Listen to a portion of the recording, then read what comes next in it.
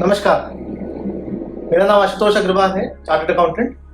आज हम बात करेंगे बहुत ही इंटरेस्टिंग टॉपिक के बारे में, जो है ट्रस्ट, सेक्शन 8 कंपनी और सोसाइटी के डिफरेंस के बारे में। बहुत सारे लोग कंफ्यूज होते हैं कि हमें ट्रस्ट खुलवानी चाहिए, सेक्शन 8 कंपनी खुलवानी चाहिए या सोसाइटी खुलवानी चाहिए। तो आइए बात करते हैं इन तीनों के डिफरेंसेस के बारे में और जानते हैं कि आपके लिए कौन सा बेनिफिशियल रहेगा। तो सबसे पहला जो है डिफरेंस है वो है लेजिस्लेशन के बारे में, एक्ट के बारे में। कि इंडियन ट्रस्ट एक्ट जैसे 1882 का है, ट्रस्ट रजिस्टर होती है, सोसाइटी रजिस्ट्रेशन होती है, सोसाइटी रजिस्ट्रेशन एक्ट 1860 में। सेक्शन 8 कंपनी जो रजिस्टर होती है वो कंपनीज एक्ट 2013 में रजिस्टर होती है। दूसरा डिफरेंस है रेगुलेटरी अथॉरिटी के बारे में। रेगुलेटरी अथॉरिटी मतलब जहां ये रजिस्टर होते हैं। तो ट्रस्ट तो रजिस्टर होती है, आपका जो भी लोकल तहसील होगा, जो भी local SDM sub divisional magistrate होगा, वहां पे रजिस्टर होती है। सेक्शन 8 कंपनी रजिस्टर होती है MCA पे, मिनिस्ट्री ऑफ कॉर्पोरेट अफेयर्स में। और जो सोसाइटी रजिस्टर होती है वो सोसाइटी रजिस्टर होती है आपके सोसाइटी रजिस्ट्रार ऑफ सोसाइटीज में। अब इसमें कॉन्स्टिट्यूशन डॉक्यूमेंट की बात करते हैं। कॉन्स्टिट्यूशन डॉक्यूमेंट मतलब जो डॉक्यूमेंट आपकी बॉडी को गवर्न करेगा। तो इंडियन ट्रस्ट एक्ट के अकॉर्डिंगली ट्रस्ट डीड बनती है जो आपके ट्रस्ट के बायलॉज या आपकी वर्किंग को अफेक्ट करती है।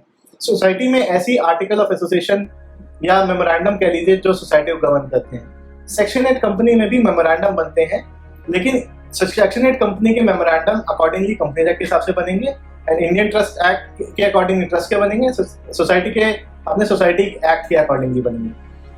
चौथा जो डिफरेंस आता है वो आता है स्टैम्प ड्यूटी का।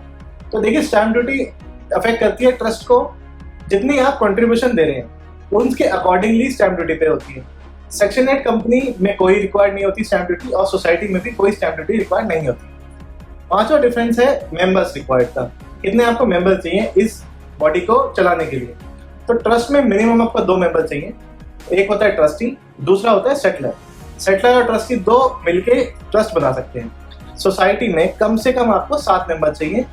अब डिपेंड करेगा आप नेशनल लेवल की बनाना चाहें या स्टेट लेवल की बनाना चाहें।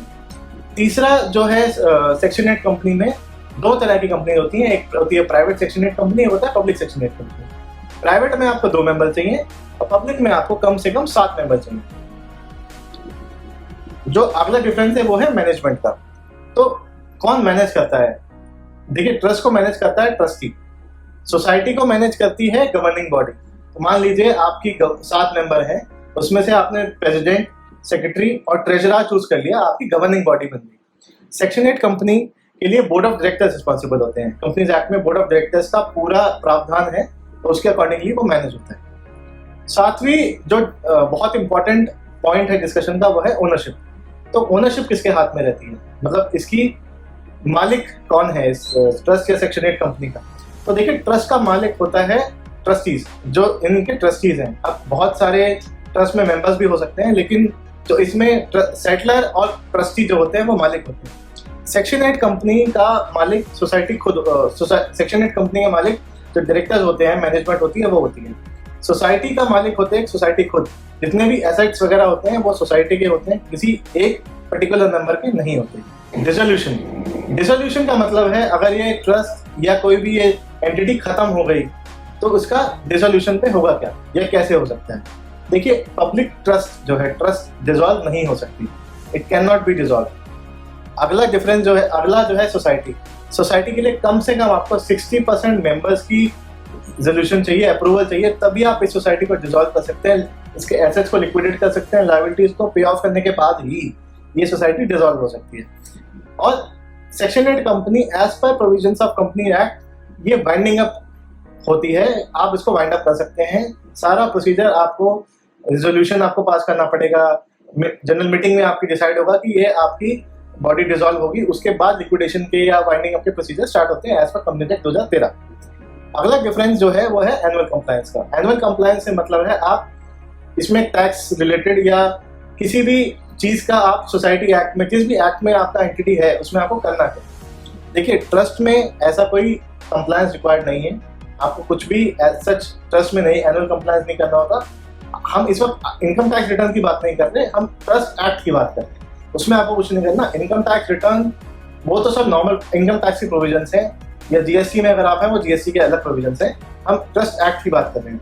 सोसाइटी में आपको एक 14 डेज, विद इन 14 डेज जब आपकी एजीएम होगी, एनुअल जनरल मीटिंग होगी, आपको एक list of governing body, list of members आपको 14 दिन के अंदर रजिस्ट्रार के पास पहुंचाने पड़ते हैं। सेक्शन 8 कंपनी में किसी भी कंपनी के तरह आपको इसकी balance sheet, audited balance sheet, audited profit and loss account आपको एमसी की वेबसाइट पे अपलोड करने पड़ेंगे as part of annual compliance.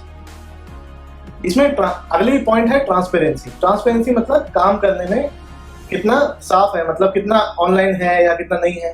तो ट्रस्ट में बहुत कम होता है, ट्रस्ट में कोई ऑनलाइन नहीं होता, सिमिलरली सोसाइटी में भी ऑनलाइन नहीं होता, लेकिन सेक्शन 8 कंपनी में सबसे ज्यादा ट्रांसपेरेंट है, सबकी डॉक्यूमेंट्स ऑनलाइन है, सब annual balance sheet, profit and loss. So अगर आप किसी भी सेक्शन 8 कंपनी के साथ काम कर रहे हैं या आप खुद जुड़ना चाहते हैं तो सेक्शन 8 कंपनी ट्रांसपेरेंट एंटिटी है। अगला जो है मेरे ख्याल से एनजीओस के लिए काफी ज्यादा इंपॉर्टेंट है, वो है पैसा किसको मिलता है या पैसा देने की क्षमता कौन किसको सबसे ज्यादा प्रेफर करता है। तो देखिए, ट्रस्ट और सोसाइटी जैसा हमने पहले बताया ट्रांसपेरेंट कम है, लोग सेक्शन 8 कंपनी पे ज्यादा प्रेफर करते हैं बिकॉज उसकी ऑनलाइन बैलेंस शीट वगैरह सब कुछ होती है। इसलिए आप भी अगर ऑनलाइन देखेंगे तो आपको भी सब मिल जाएगा। इट्स अ वेरी 100 रुपीज का आप एक फॉर्म डाउनलोड कर सकते हैं, उसमें सबसे जल्दी आपको डॉक्यूमेंट्स मिल जाएंगे। इसलिए आजकल कंपनी भी CSR फंडिंग देना सेक्शन 8 कंपनी को प्रेफर कर रहे हैं। हाँ, ये एक्टिविटीज पे जरूर डिपेंड करता है, लेकिन section 8 company is the most preferred entity. देखिए, अगला है FCRA, foreign contribution.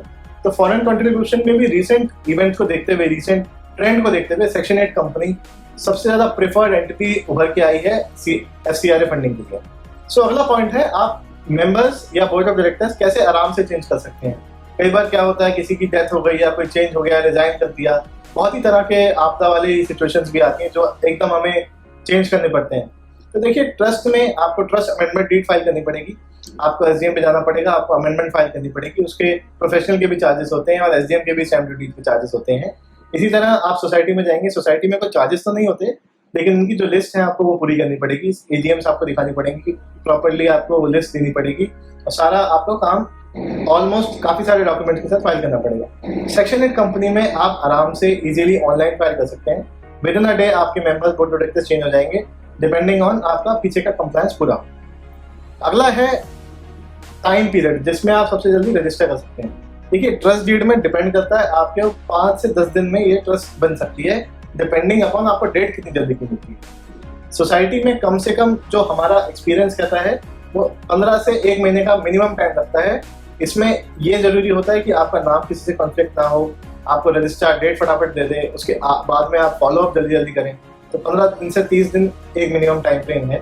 Section 8 company आपको कम से कम 10 से 15 दिन लेगी, जिसमें नाम अप्रूवल होना बहुत जरूरी है और बहुत कठिन काम है। तो जैसे ही आपका नाम अप्रूवल हो जाता है, विद इन 10 to 15 डेज आप रजिस्टर कर सकते हैं। सो ये एक बेसिक समरी है ट्रस्ट, सोसाइटी, सेक्शन 8 कंपनी के बारे में। अगर आपको कोई भी और क्वेरी है तो दिए गए ईमेल आईडी या कॉन्टैक्ट नंबर पे आप इजीली कॉन्टैक्ट कर सकते हैं। और फॉर फर्दर क्वेरीज आप हमारा चैनल सब्सक्राइब कीजिए, लाइक कीजिए, शेयर कीजिए, इसमें और भी क्वेश्चंस को पुट अप किया जाएगा। नमस्कार, थैंक यू।